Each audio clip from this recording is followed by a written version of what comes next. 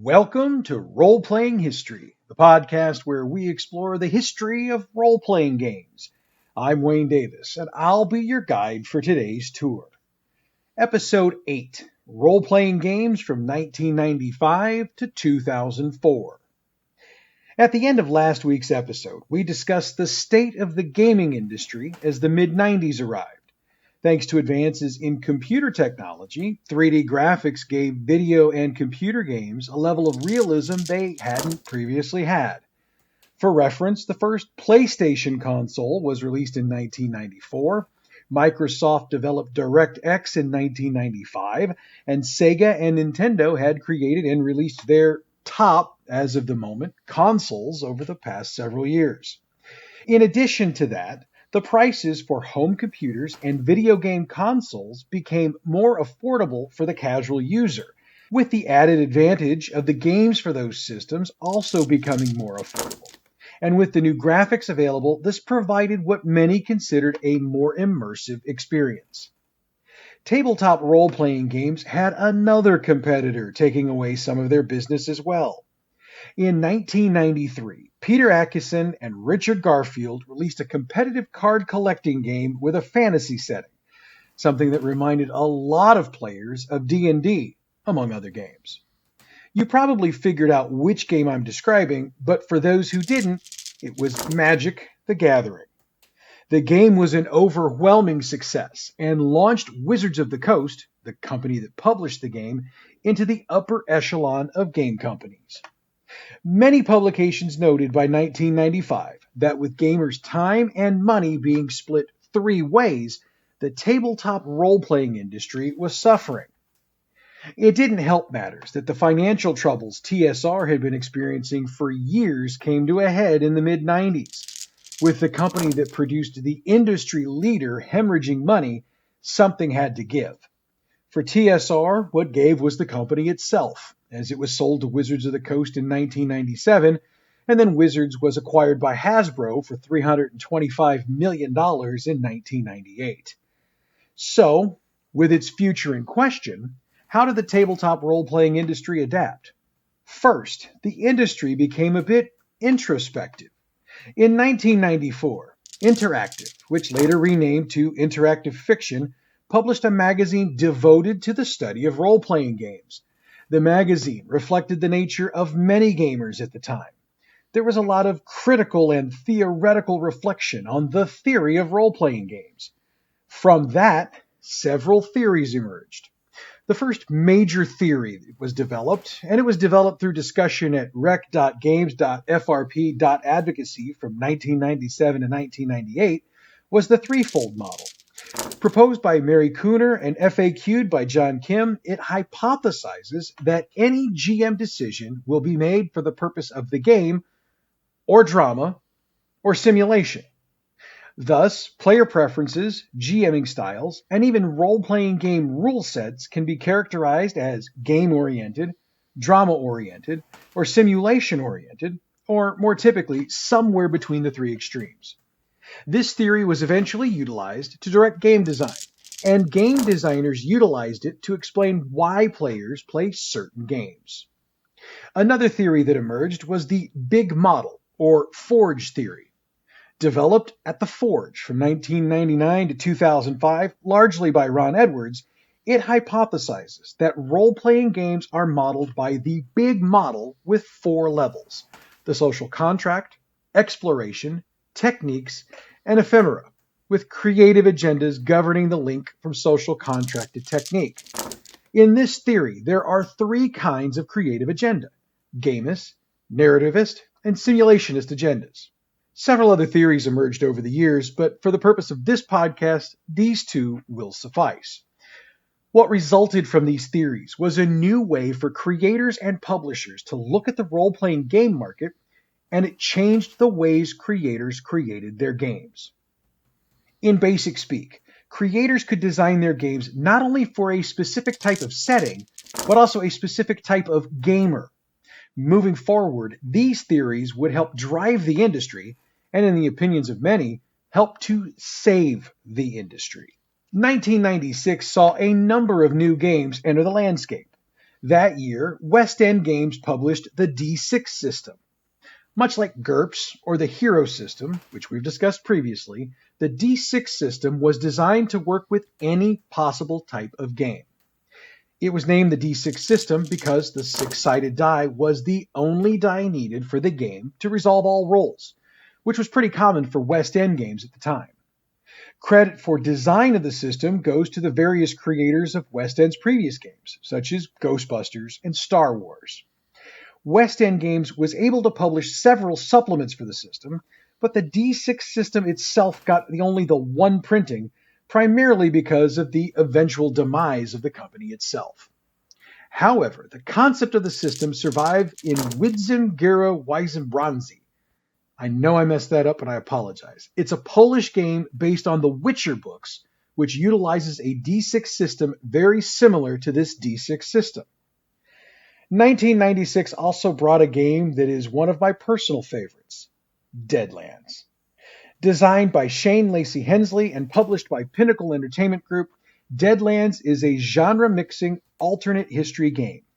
The genres it mixes are the Western and horror genres, with a bit of steampunk thrown in. The game is set in the United States in 1876 in the first edition. The most recent edition, by the way, starts the game in 1879. The Weird West, as it's known, has a very different history than the U.S. actually has. In this game, the Civil War ended in a draw. The Mormons took Utah and a bit of territory around it and made them their own sovereign state. Native Americans kept a large chunk of their ancestral land, and half of California fell off into the ocean due to massive earthquakes. All of this is due, in large part, to something called the Reckoning. This reckoning caused the dead to rise and begin to move across the continent. The Reckoners, those who began the reckoning, have a goal of turning the Earth into a literal hell on Earth, and it's the goal of the players to prevent this. Now, character creation for Deadlands is unique. Instead of spending character points or rolling dice to determine abilities, players instead draw cards from a standard 54-card poker deck, leaving the jokers in, of course. Dice for rolling later are determined by the card for each ability. Deadlands also adds in fate chips, portrayed by actual poker chips. These give the players an opportunity to change rolls, make spells, which in this game are known as hexes, more powerful, and do other things they might not normally be able to do. Now, there is a whole lot more to Deadlands, but I'm going to dive deeper into this game on another show. Like I said, it really is a personal favorite, and I'll tell you why then. So for right now, we're just going to stick with the basics. Deadlands is still printed today and has been modified for the D20 system, GURPS, and Savage Worlds. While the initial release of Deadlands was praised for the uniqueness of its rules, it took a hit for its purported lack of setting. This was rectified with the many supplements released over the years, to the point that, in my opinion, there are very few areas of North America that aren't detailed for use in the game.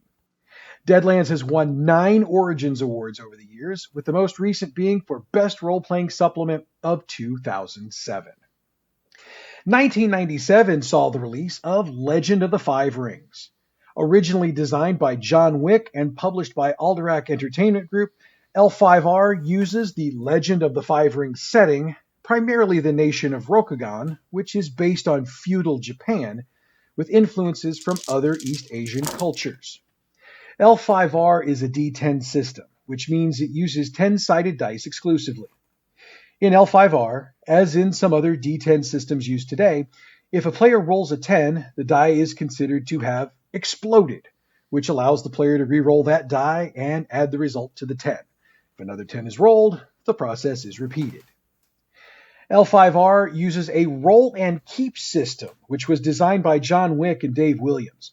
Roll and keep means that when dice are rolled, the GM gives 2 numbers, the number of dice to roll and the number of dice to keep. The totals of the kept dice are added together, giving the player the total sum for the roll. So, what this means in practice is that if the GM tells you to roll 5, keep 3, you would roll 5 dice.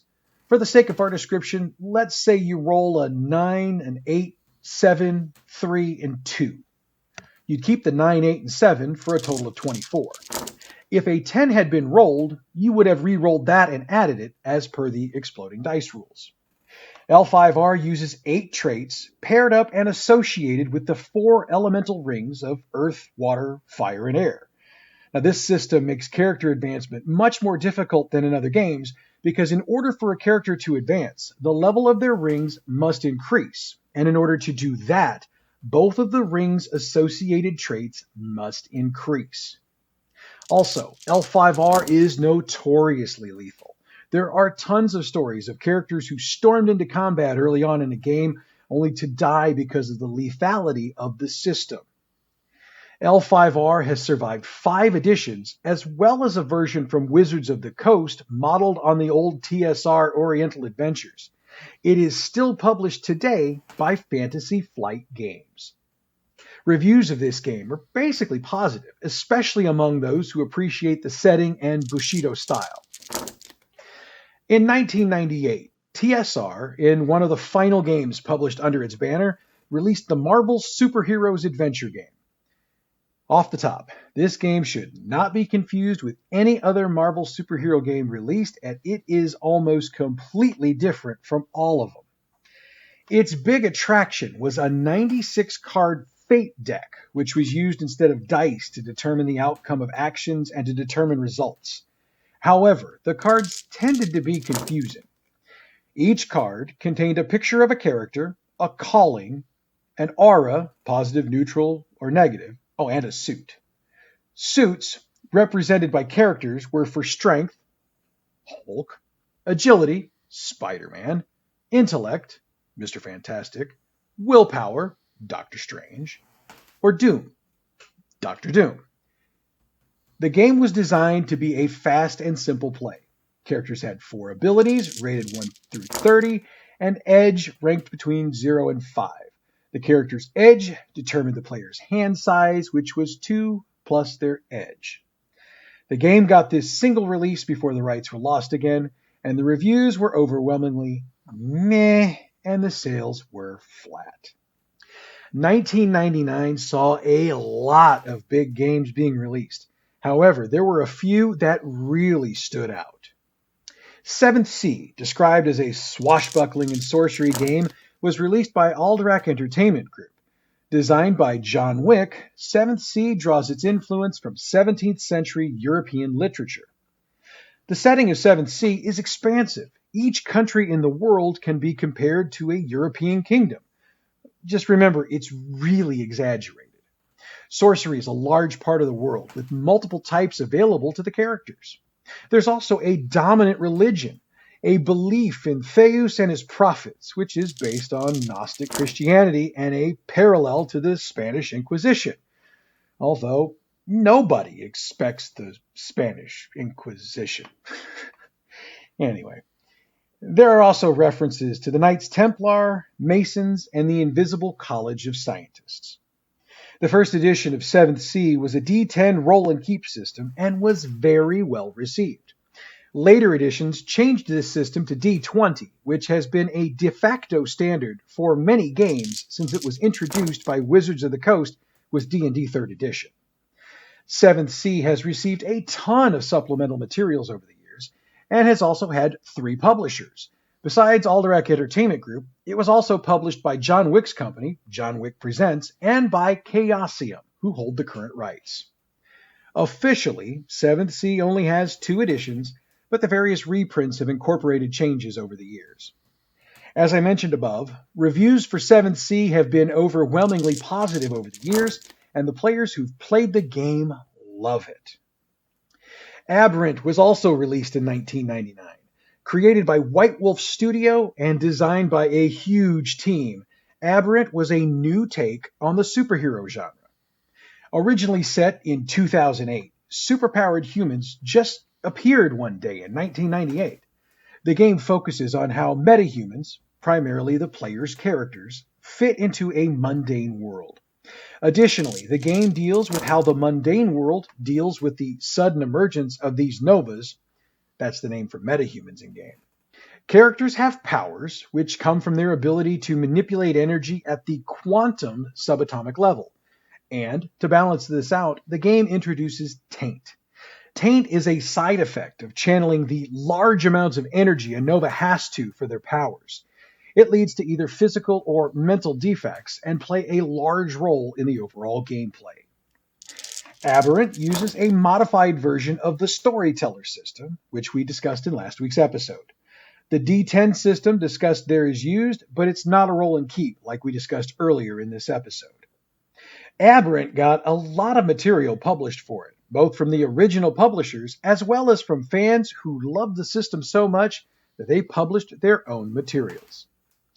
Aberrant has had 3 editions. The first 2 came from White Wolf, though the second was a D20 system released after they'd originally discontinued the game in 2002. The 3rd edition is coming from Onyx Path Publishing, who have recently acquired the game and have it slated for a later in 2021 release. So I guess I should actually modify that to say they've had 2 editions with a 3rd one on the way. Reviews of the game were good, with reviewers enjoying the gritty realism of the system. Hunter the Reckoning was released by White Wolf Games in 1999. Another entry in their World of Darkness series, Hunter was the first game to that point in which players actually played humans. Designed by Mark Reinhagen and multiple others, Hunter was the culmination of the work of the World of Darkness creative team to that point. After establishing vampires, werewolves, mummies, and other things that go bump in the night, Hunter was the game that finally put humans on the offensive rather than the defensive. Hunters are cursed with the knowledge of the supernatural, as well as the knowledge that they can't just tell anybody what they know. Instead, the hunter wages a clandestine war on the supernatural. Unlike the other entries in the World of Darkness series, hunters don't have a coherent society, though small groups, like the players, will unite against common enemies. Virtues and creeds are very important to the game, as they determine how a hunter will react to things during the game. Mercy, zeal, and vision are the primary creeds, and they allow for a personalization of the character to its individual player. White Wolf published 25 books for Hunter, and all of them dropped in November of 1999. The game is still available, though it only has the single edition. Reviewers loved this game, and fans have been clamoring for new editions for quite some time. However, this is highly unlikely, as White Wolf tends to group their games into a specific year, such as the Year of Reckoning, which saw the end of Hunter, Changeling, Demon, Kindred of the East, and Mummy in 2004. The year 2000 saw an action that would change the nature of the role-playing game industry forever. That year, Wizards of the Coast introduced a policy that would allow other companies to publish D&D compatible materials.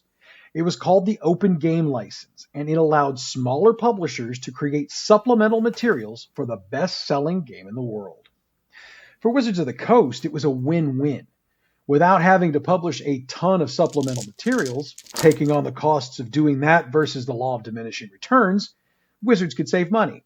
Their other positive was that they were the only ones who could publish the core books, the Player's Guide, the DM's Guide, the Monster Manual. As I said, this was also a win for other publishers, as they could expand into the previously forbidden world of D&D and publish materials for the game. Simultaneously with the Open Game License, the 3rd edition of D&D was released with a new system, the D20 system. This meant that D20s were the primary die, though the game still used all the other dice in the bag. The D20 system simplified the rules of D&D, which had gotten exceptionally convoluted over the years of 2nd edition. The D20 system was originally applauded by both gamers and reviewers, but as the years went on and a ton of D20 system games were designed, along with new D20 editions of older games, the inevitable backlash occurred. So getting back into the timeline, 2001 saw the release of the Wheel of Time role-playing game. Based on the series of fantasy novels by Robert Jordan, the game had been originally created by Last Unicorn Games, but Wizards of the Coast would make final edits and release it, as they got the rights when they purchased Last Unicorn Games. Charles Ryan, Stephen Long, Christian Moore, and Owen K.C. Stevens get creative credit for the game, though Robert Jordan had creative input and wrote the introduction. Hey, fun fact. In his introduction, Robert Jordan revealed that he'd been the DM for D&D games for his stepson and his friends. The Wheel of Time utilized Wizards' D20 rule system and followed a very similar layout to the 3rd edition of D&D. However, instead of DM, which Wizards will only use for D&D games, the Wheel of Time storyteller is called the GM. A big difference between Wheel of Time and D&D is that Wheel of Time doesn't have a lot of different races, as the novels only have 2 sentient races, humans and Ogier. However, this game included a lot of backgrounds that would serve a similar function. One has to wonder if this is where the idea for using backgrounds in 5th edition D&D came from. Obviously, the classes were different as well, staying true to the source material.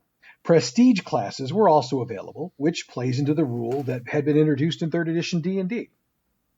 The rest of the rules for the game were very similar to D&D, with modifications made to stay true to the source novels. The Wheel of Time got one supplemental expansion called Prophecies of the Dragon. It was a huge supplement at 191 pages. It provided a ton of additional material from the 6 novels in the series and provided 5 major adventures along with a number of mini-adventures for players to run through. Reviews of the Wheel of Time were generally okay. The main issue most reviewers took with it is that it was too similar to D&D. Now, as you may have guessed, the Wheel of Time is out of print. Also in 2001, a game based on a little Polish fantasy novel series was released, Witcher. Titled Wiedźmin gra Wyobraźni, hey, I got it right this time, it stayed true to the source material.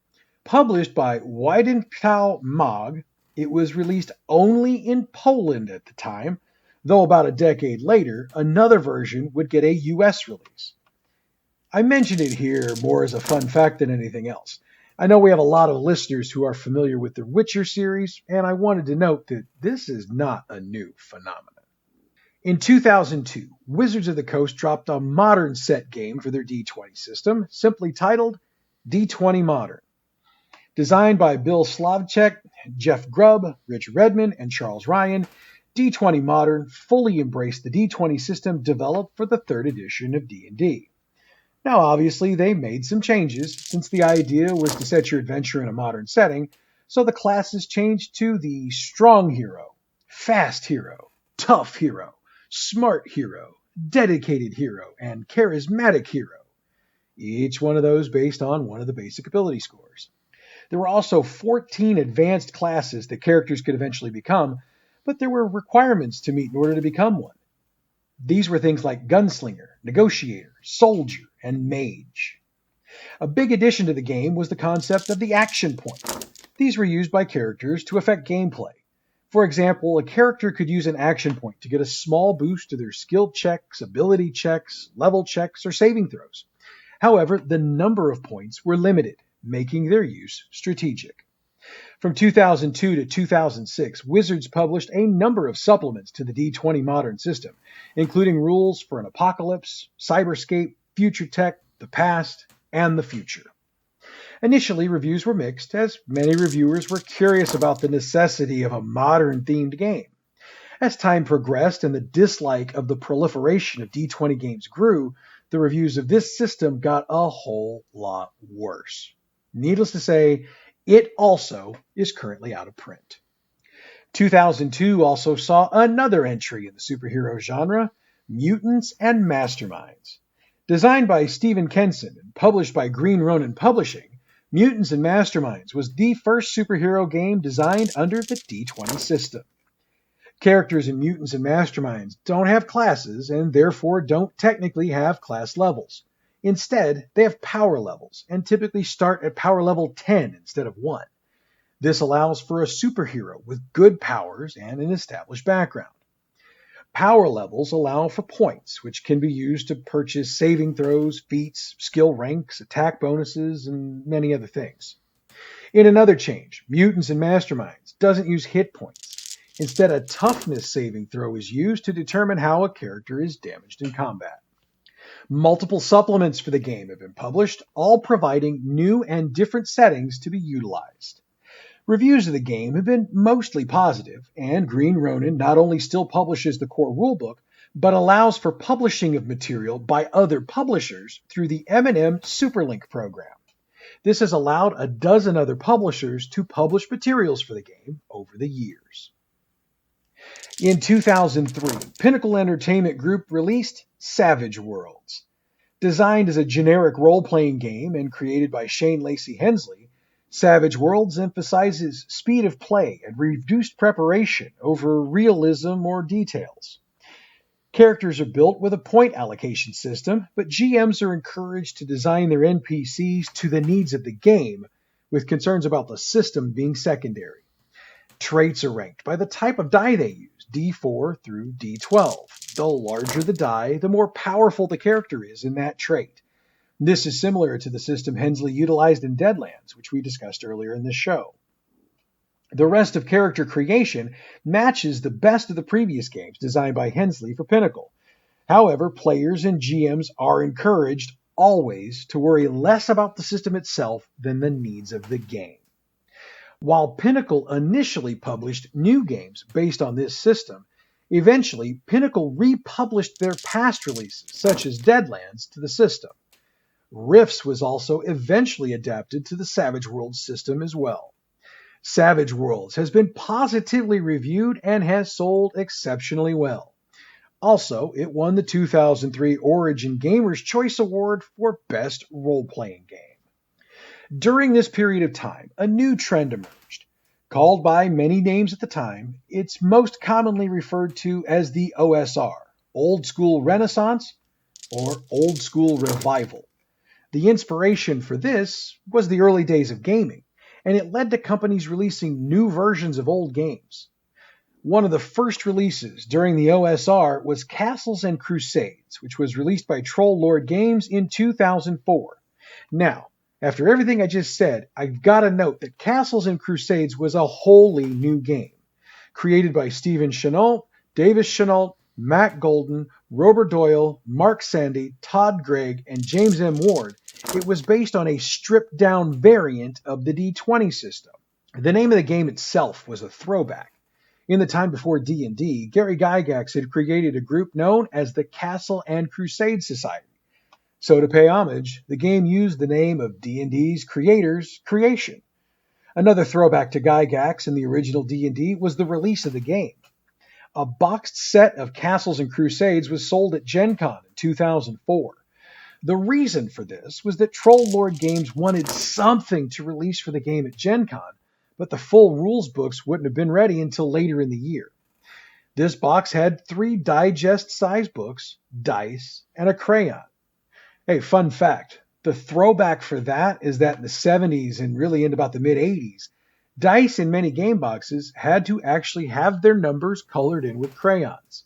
So the inclusion of dice and a crayon here was the throwback of throwbacks. Oh, and the first 300 copies of the boxes were signed and numbered by the designers. In December of 2004, the player's handbook for Castles and Crusades was finally released. Most of the D20 system was utilized in this game, though the system of skills and feat was tossed, replaced with the Siege Engine. The Siege Engine is an attribute check system.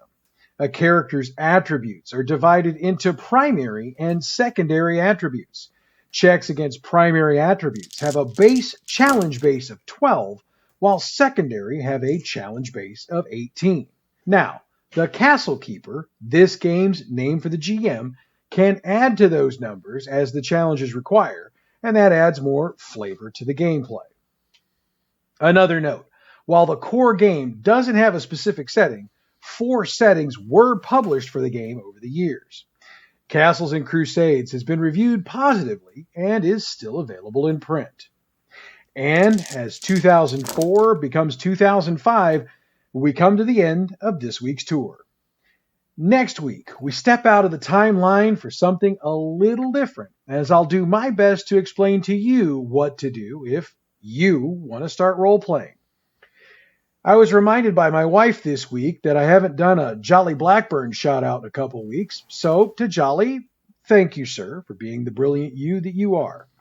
Of course, the shout out of shout outs goes to you because you're helping us grow this show into something really, really cool. As a reminder, you can reach out to us on Facebook at the Role Playing History Podcast page.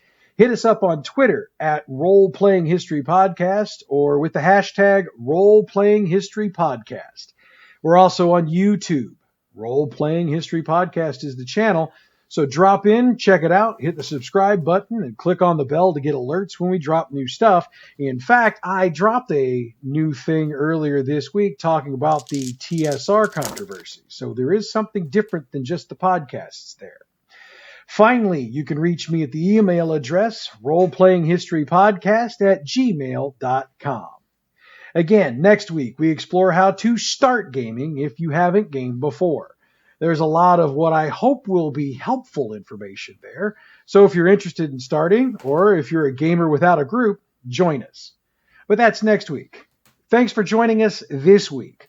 Until next Friday at 11 a.m., I'm Wayne Davis, and your Role Playing History.